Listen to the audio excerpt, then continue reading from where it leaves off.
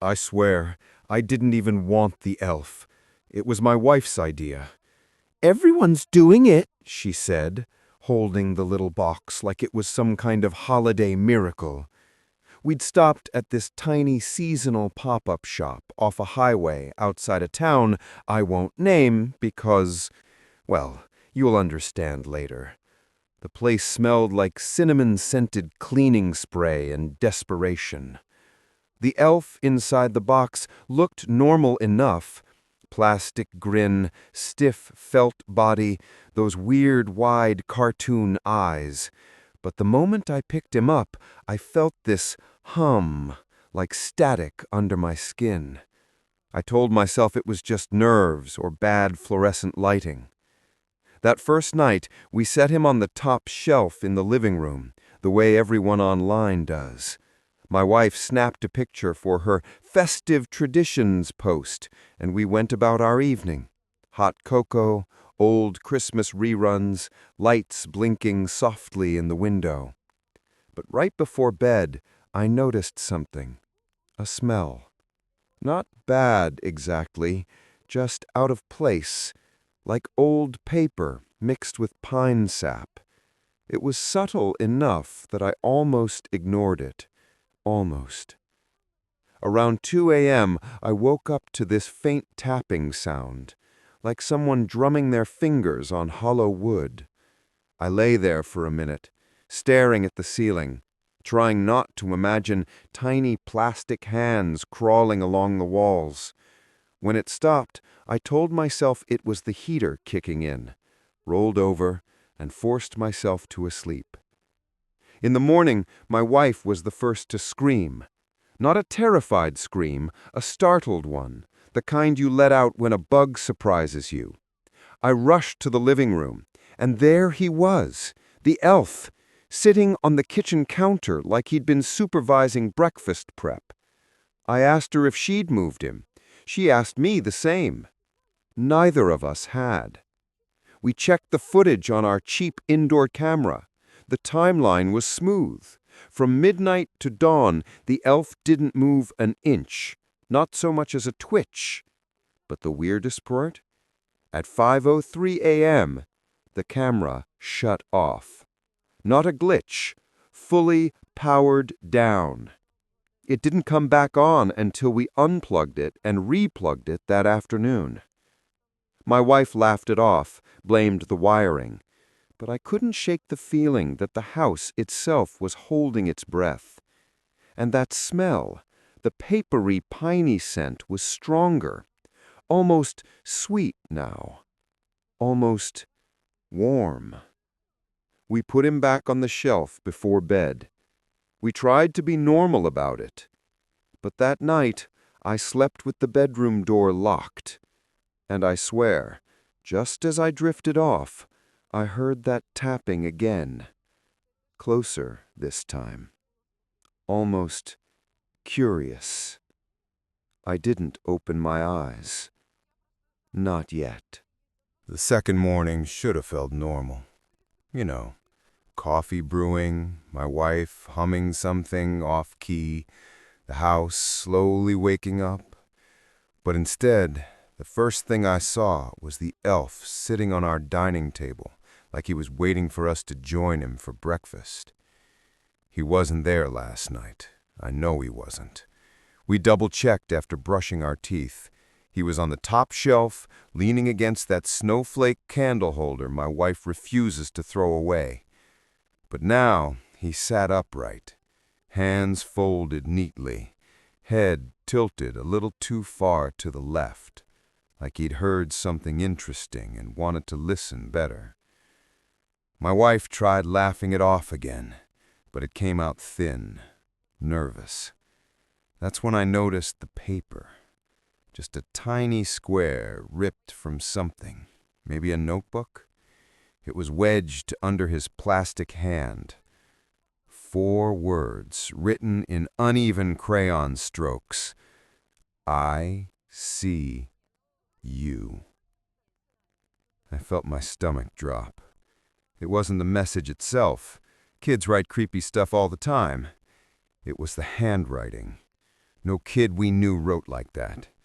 Each letter pressed hard, like whoever wrote it didn't quite understand pressure or control. The lines shook, like they were learning how to move. "Maybe the box had extras," my wife suggested, already knowing how stupid it sounded. We searched the packaging. Nothing. We checked the cameras again, the ones aimed right at the living room. Same thing as last night. The elf didn't move. Not once. He didn't even blink, which is normal for plastic, I guess, but somehow felt wrong in the replay. Everything was still, frozen, silent. Then, at 4:58 a.m., the screen just went black. Not static, not glitching, just a clean shut-off, as if someone pressed the button. We stood there watching the blank footage like answers would suddenly appear. The only real answer was sitting 4 feet away, smiling that same fixed smile like he knew something we didn't. My wife wanted to put him back on the shelf. I didn't want to touch him, but she handed him to me before I could protest. His felt body was lighter than I remembered, like he was hollow or missing something inside. When I set him back in his place, something cold brushed my knuckle. Not cold like plastic, cold like metal, like the inside of a refrigerator. That night we agreed to leave him exactly where he was. No moving him for fun, no holiday jokes, no magic elf traditions. Just watch, see if anything else happened. But as we were heading upstairs, I swear I heard a faint scratch behind us. Not loud, not threatening, more like he was dragging something small across wood. When I turned around, the room was empty. The elf sat perfectly still, exactly where I left him. And yet, that same little square of paper was on the floor by his feet, blank this time, waiting. That night, I tried to tell myself it was all in my head. Holiday stress, bad sleep, too much caffeine, anything but what it really felt like. But lying there with the lights off, my wife already breathing slow beside me, I heard it again. A soft tap, tap, tap, like a fingertip on drywall. Not random either, rhythmic, patient. Too light to be plumbing, too steady to be mice. I held my breath, listening. The sound drifted from the hallway wall, then lower, near the floorboards, then, God, right beneath us, like something small was exploring the underside of the house. I finally whispered, "Do you hear that?" My wife didn't respond, or maybe she didn't want to. The tapping stopped instantly, like it heard me. Around 3 a.m., just when I'd convinced myself I'd imagined it, our bedroom door creaked, softly. Not enough to open, just enough to remind me it existed. For the first time in years, I felt the same cold prickle I had as a kid when I swore something was standing in my closet. Morning didn't help much. When we walked downstairs, the elf was gone. Not on the shelf, not on the couch, not on the counter. Nowhere. We searched the living room like idiots, moving pillows, checking under furniture, even though the thing was supposed to be a toy, a prop, a decoration.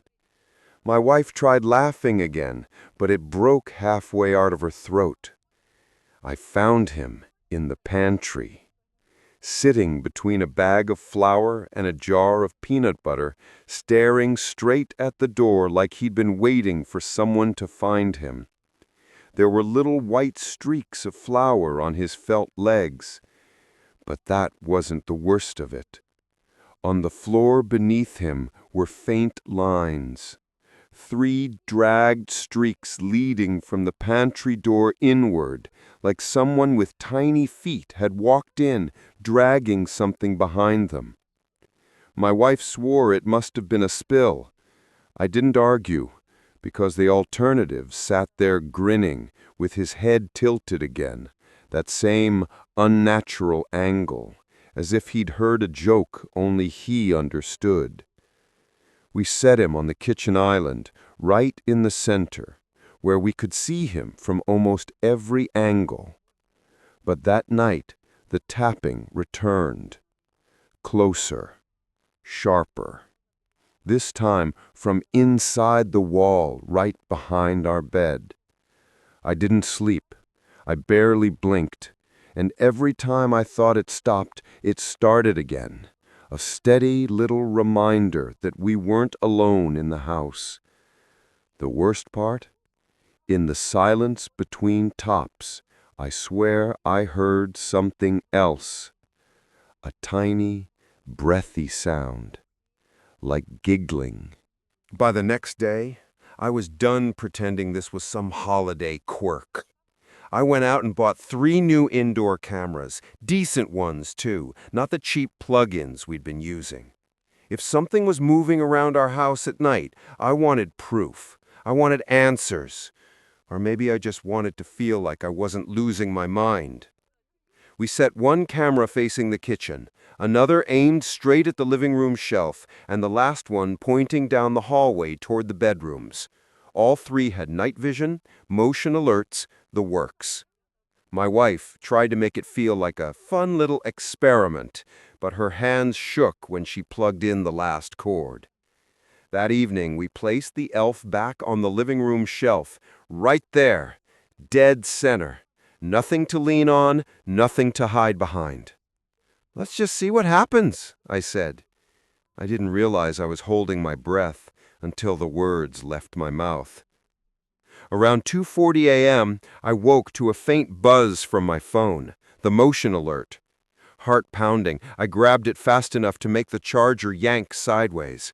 But when I opened the app, the kitchen camera showed nothing. Just the dim shape of chairs and shadows. Then the second camera's alert popped up. Then the third, all within seconds. I stared at the feeds, flipping between them, waiting for something to move. Nothing did. No elf on the shelf, no elf on the island, no elf anywhere. And then at 3:12 a.m. exactly, all 3 camera windows froze. Not glitched, not static, just a clear image that cut straight to black, like someone hit the power buttons all at once. My phone screen dimmed with the sudden emptiness. The whole house felt heavier, like the air thickened around us. My wife whispered my name, but before I could answer, the hallway floor made a soft creaking noise. Not a step, more like a shift. We didn't dare get up. When morning finally came, sunlight washed the kitchen in pale yellow. My wife was the first to see it.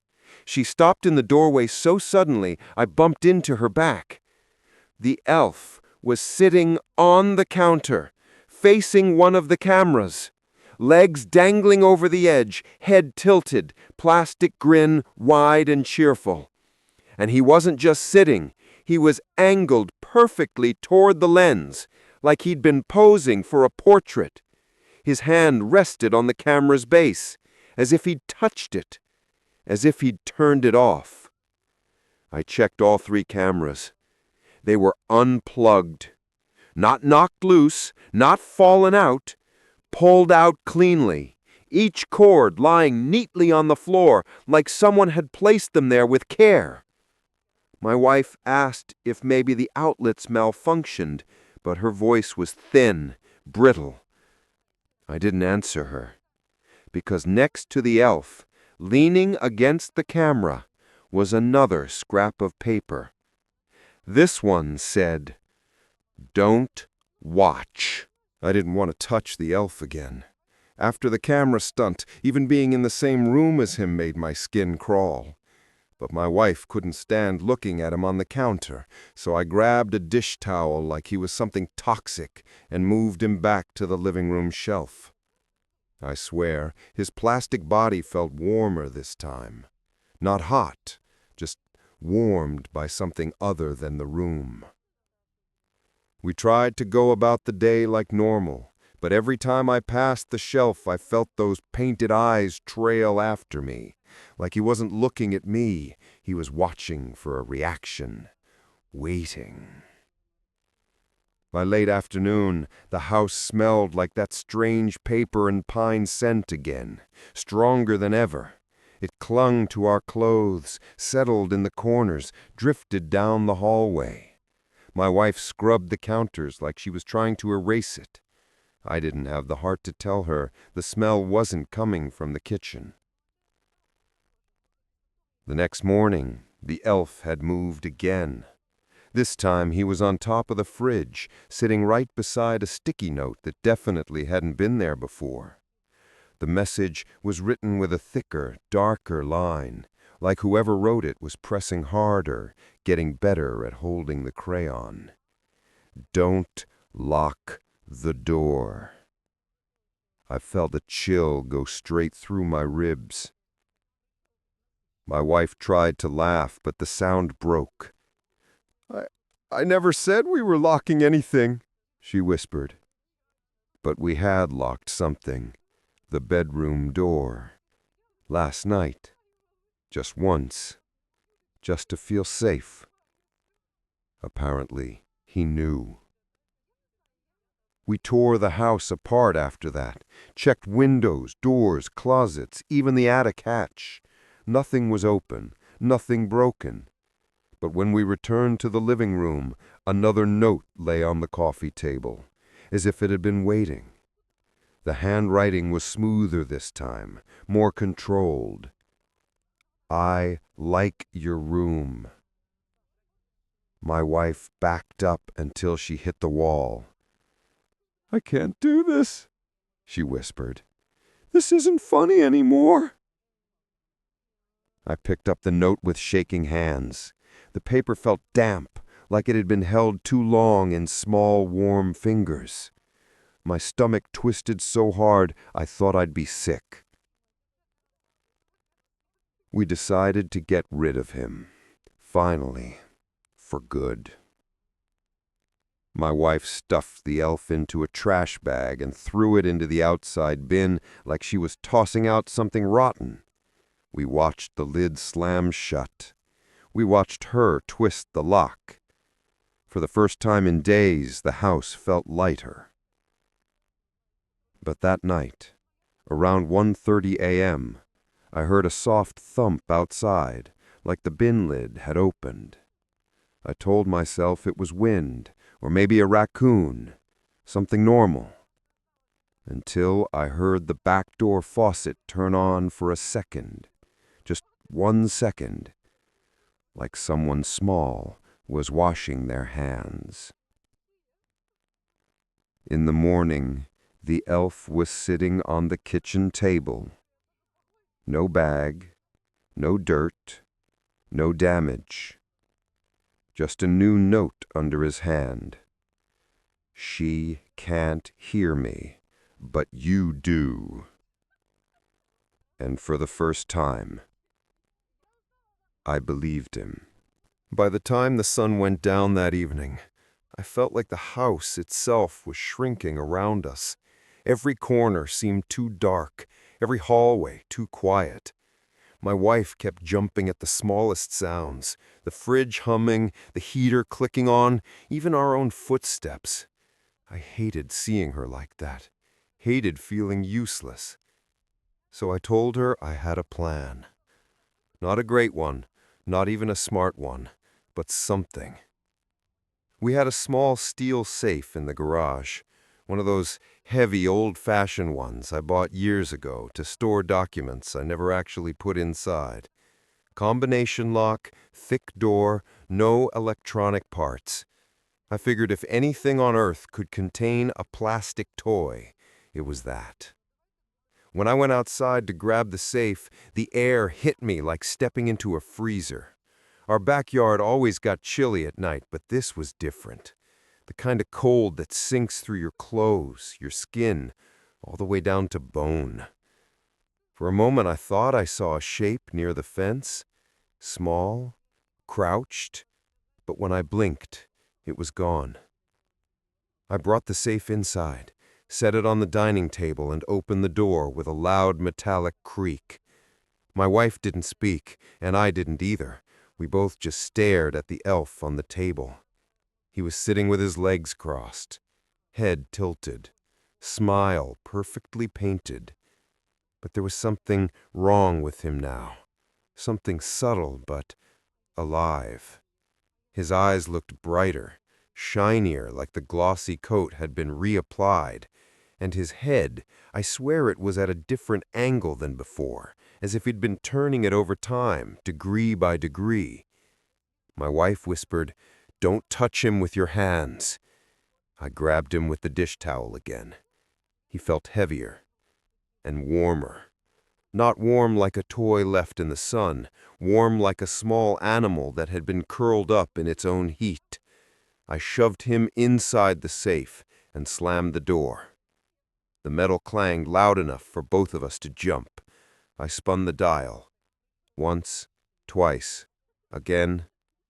Then I tugged on the handle. Locked. Nothing could open it without the combination.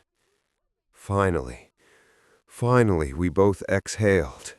For the first time in a week, I let myself hope. This would stop everything. The notes, the tapping, the moving, that awful smell. Maybe he'd just been some malfunctioning holiday prop. Maybe there was a logical explanation after all. Maybe... Around 2:17 a.m., something woke me.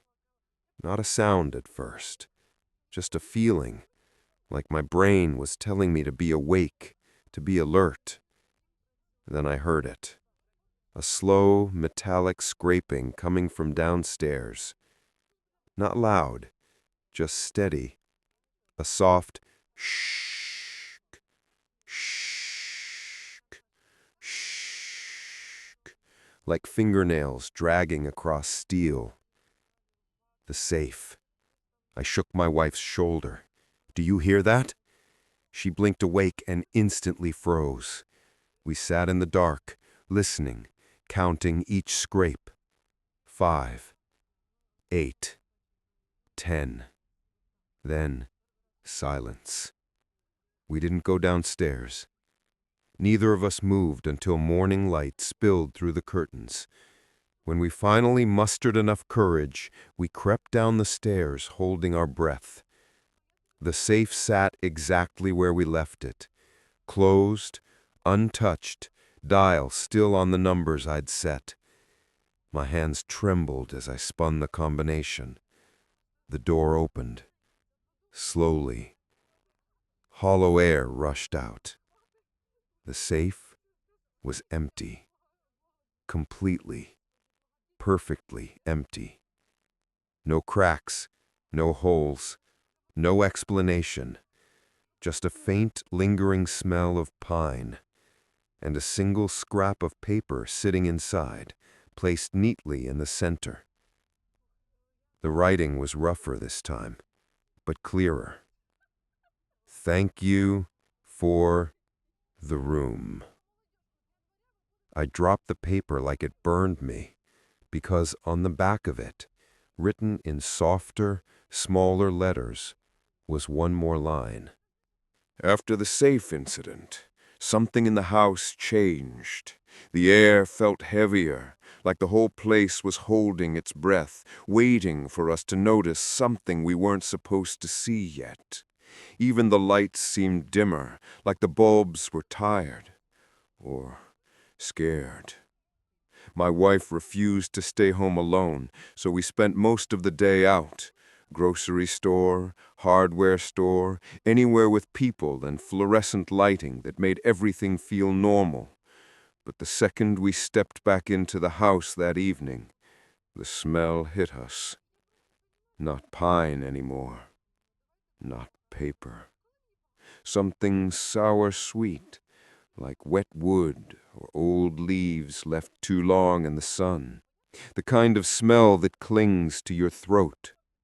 I checked every room, every closet, every vent. Nothing. No elf, no notes, no signs of entry. Just that smell following us like a shadow.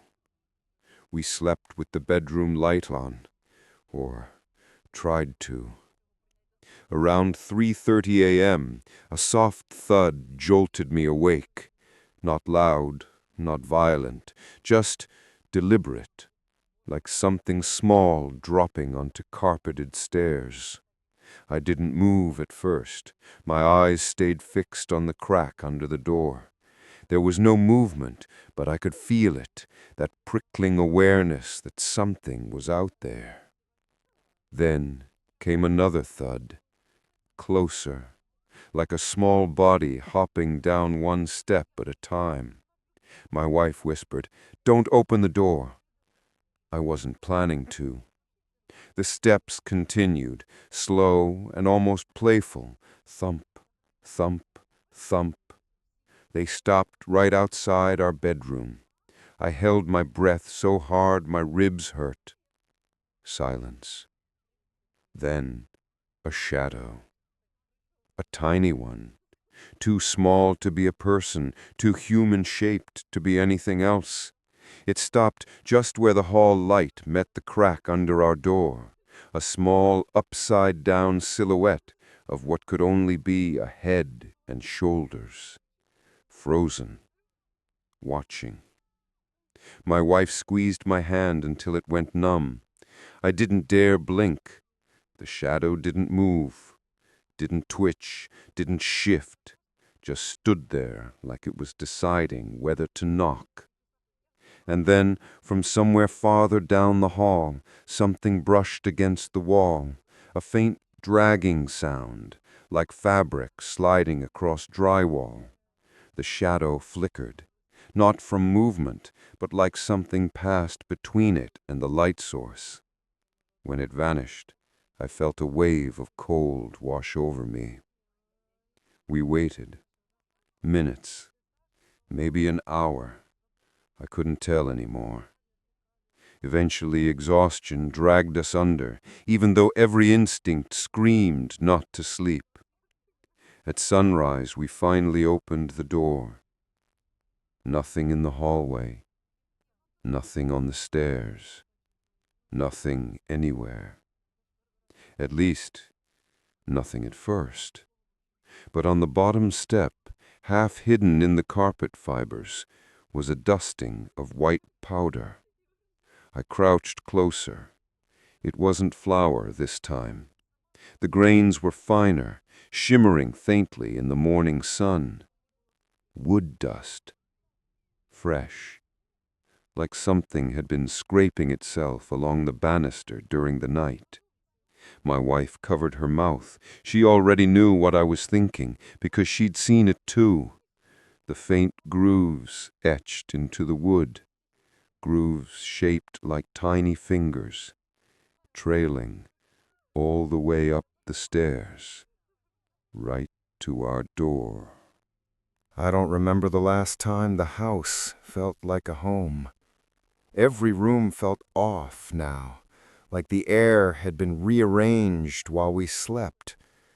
But the worst part was the smell, that sharp, woody, almost sweet scent that clung to everything. It had followed us since the safe incident, but now it seemed drawn to one place specifically, our bedroom. By evening, the smell was so strong it felt like stepping into the inside of a wet tree trunk. My wife opened the windows, even though it was freezing outside. The cold air helped, but only a little. The scent hovered around the bed, soaking into the sheets, into the headboard, into the pillows. "It wasn't like this morning," she whispered. "No, it wasn't."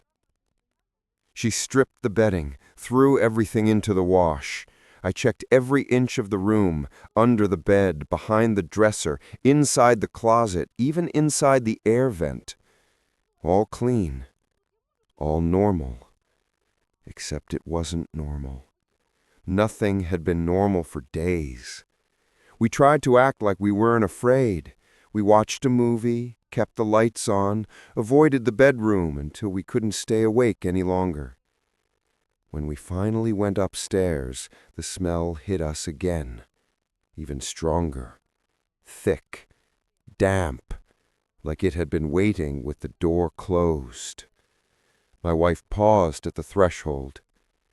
"He was in here," she said, and the way she said it, the certainty in her voice, made something cold crawl down my spine. I tried to reassure her, even though I didn't believe myself. No cameras, no prints, no... But the words died in my throat, because something new lay on the nightstand. A scrap of paper. Folded. Not ripped like the other ones. Folded neatly, like a note you pass in class. I stared at it for a long time before touching it. My fingers shook. The paper felt warm, slightly damp, like someone had held it recently. I unfolded it slowly. The message was short, written in thicker crayon strokes than before. "Tonight." My wife covered her mouth, eyes wide, breath shaking. I tried to tell myself it meant nothing, a prank, a coincidence, a sick joke we weren't smart enough to figure out yet. But then I realized something even worse. The handwriting. It had changed. It was cleaner now, more deliberate, almost confident, like he was practicing, improving. We slept with every light on, door locked, window latched, even pushed a chair under the handle like children terrified of nightmares. My wife curled into me, trembling. I listened for every sound, every tap, every creak, every shift of air. Somewhere around 4 a.m., right as I felt myself drifting, I heard it. A single, soft exhale. Not ours, not from the hallway, from inside the room. I didn't move, didn't breathe, didn't even blink. The smell grew stronger, damp, warm, like something small was sitting close, watching. When the sun finally rose, the room was silent again. Empty, normal if you didn't know any better. But on the floor, right beside my side of the bed, lay a thin line of wood dust, like something had stood there for a long time, just standing, breathing, waiting for tonight. By the time evening crept in, the whole house felt wrong. Too quiet, too still, like every sound had been swallowed before it could reach our ears. My wife kept asking if we should leave, go to a motel, call someone. But who do you call about a possessed plastic elf? What do you even say? We sat on the couch, fully dressed, shoes on, lights blazing in every room. Neither of us wanted to go upstairs, but neither of us felt safe downstairs either. It was the kind of night where the shadows felt too thick, where the corners seemed to stretch deeper than they should. Around midnight, the house began making small, unnatural noises. Not the normal settling sounds. These were sharper, quicker, a skitter across tile, a soft drag across carpet, the faintest creak of a stair. My wife whispered, "Where is he?" But I already knew. Somewhere close. At 1:12 a.m., the power flickered. Just once. One brief dip that made the bulbs hum and the TV screen blur. We grabbed each other's hands and didn't let go. At 1:13 a.m., the hallway camera pinged on my phone. Motion detected. I opened the feed with my thumb trembling. The screen was black. Then static. A blur of white noise. Faint shapes that might have been the walls, or might have been something else entirely. I lowered the phone slowly. The cameras are dying again. My wife started crying, quietly, like she was afraid of being heard. At 2:03 a.m., everything went silent. Not quiet, silent. The kind of silence you only get in empty places, caves, abandoned buildings, snowfields, not in homes, not where life should be happening. Then a sound cut through it. A giggle. High, breathy, childlike, but not joyful. Wrong. Too slow, too stretched, too close. It came from the stairs. I stood up, heart pounding so hard it felt like it might bruise my ribs. My wife clung to my arm, but I couldn't sit there anymore. I moved toward the hallway like I was being pulled by something I didn't want to see but couldn't avoid.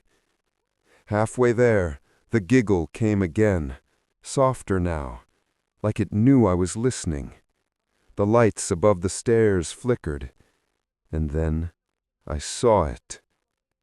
A small silhouette at the bottom of the staircase, not moving, not hiding, just standing there.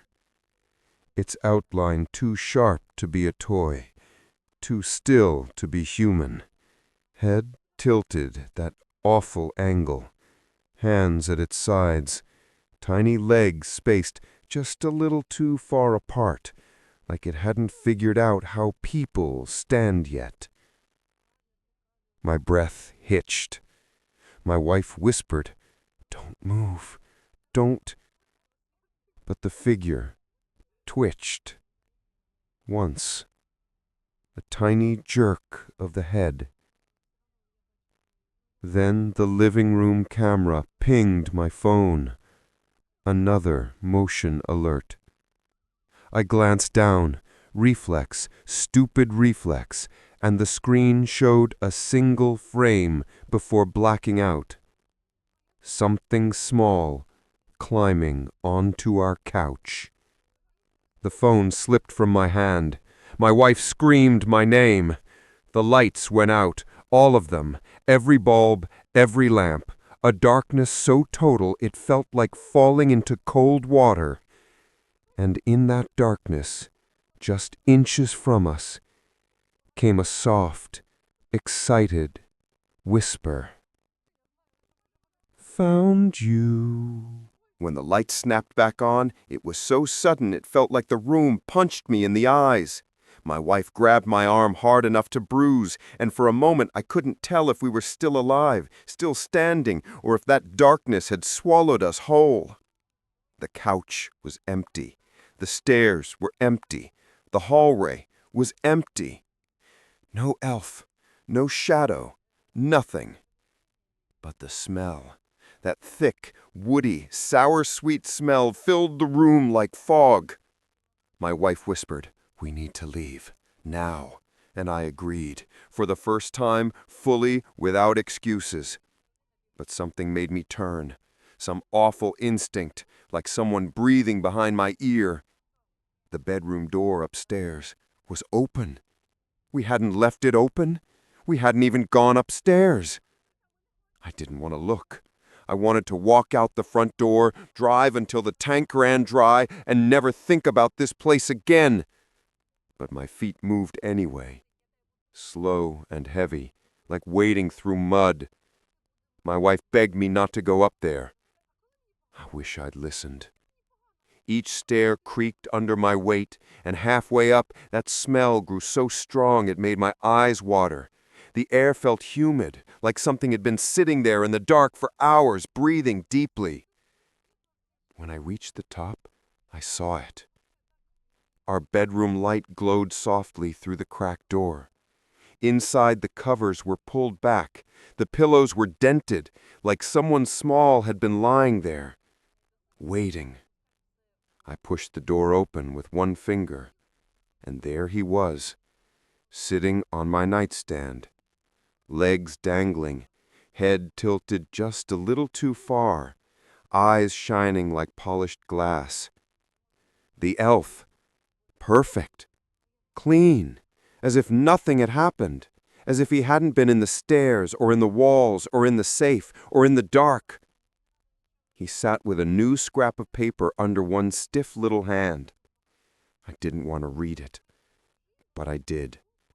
The handwriting was perfect now, no shaking lines, no uneven pressure. Smooth, confident, almost childlike, but not the way children write. The way something copying a child would write. 2 words. Stay awake. My stomach twisted, because right beside it, almost hidden under the lamp, was another note, smaller, older, like it had been written first and placed there for this moment. This one said, "Now we live together." My wife was sobbing downstairs. I couldn't move, couldn't breathe, because for the first time, his head moved in front of me. Not fast, not dramatic, just a slow, deliberate tilt, like he was studying my face. And then he smiled wider than before. Just a millimeter, just enough. I backed toward the hallway, heart shaking in my chest like a trapped bird. We left the house that night. We didn't pack.